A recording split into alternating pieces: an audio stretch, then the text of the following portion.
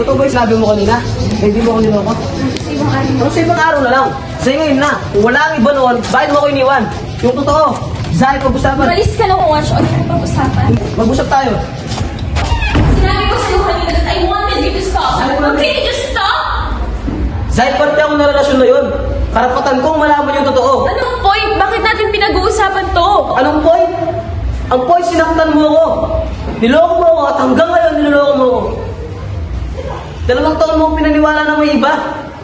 Binitbit ko yung Zay, 2 taon, gabi-gabi, iniisip ko kung bakit. Bakit? Bakit ang bilis?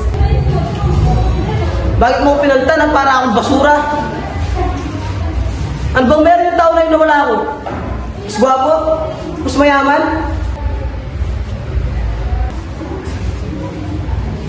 Dalawang taon kong kinwestiyon yung sarili ko. Araw-araw kitang minumura. Gusto kita saktan. Gusto ko sirain yung buhay mo. Gusto mo maniwala ako na hindi yung totoo? Eh ano yung totoo? Ha? Kasi hindi ko na alam kung saan ako nasasaktan eh. I'm sorry, Juancho. I'm sorry I made you feel that way. Stop saying sorry. Walang kwenta yung sorry mo kung hindi mo sasabihin yung totoo. Ano yung totoo? Bakit mo ko iniwan? Ano, pagkatapos ng lahat ng ginawa ko yun lang, sinundan pa kita sa Maynila kahit decision mo yun! Nagpatayo ako ng restaurant para sa'yo. Para makasabayo. Tinutulungan. Tulong tawag mo doon. Nung lumulubog ako, iniwan mo ako.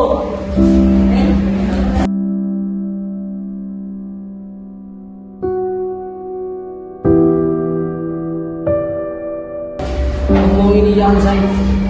Zay, gusto ko lang malaman ano yung totoo. Ano yung totoo, Zay? Zay, ano ba meron sa pagsabi ng totoo? Kausapin mo ako. Harapin mo ako. Ano yung totoo? Ano yung totoo? Napagod ako! Napagod ako sa kakabuhay sa'yo. Nung lumulubog ka, ayokong malunod na kasama mo. Once you believe me, sinubukan ko. God knows, sinubukan ko tulungan ka sa hanggang anong kaya ko. But I can only do so much. Umabot sa hindi ko na alam kung paano ka tutulungan. Kasi hindi ko alam kung kailan ka babangon, kung kailan mo tutulungan yung sarili mo. Oo, ginawa mo lahat para sa akin, but I was willing to give up everything for you too, Juancho. Hindi lang ako naging girlfriend mo. Naging nanay mo rin ako. I had to be the adult one in the relationship because you were acting like a child. Tiniis ko yun. Tiniis ko yun dahil nangako tayo na bubuo tayo ng buhay na magkasama.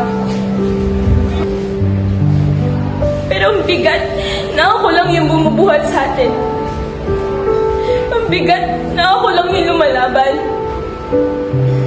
Kaya pati ako bumabagsak na. Nauubos na.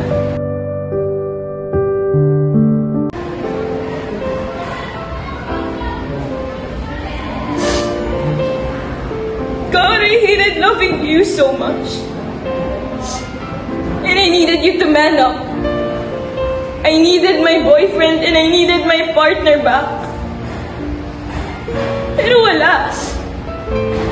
Gusto mong magpakasal tayo but we were both miserable. Kaya kung nagalit ka, mas nagalit ako sa sarili ko. Kung nawasak ka, nawasak din ako. You wanted to punish me? I was punishing myself every day. Kasi, bakit ako napagod sa taong mahal ko? Bakit hindi ko kinaya? Someone had to do it. Someone had to end it. Kasi alam kong hindi mo gagawin. Kasi tama ka. Dalawa tayo noon. Dalawa din tayong malulunod kung walang tatapos. I'm sorry, Juancho. I'm sorry nasaktan kita. At kung masaya ka sa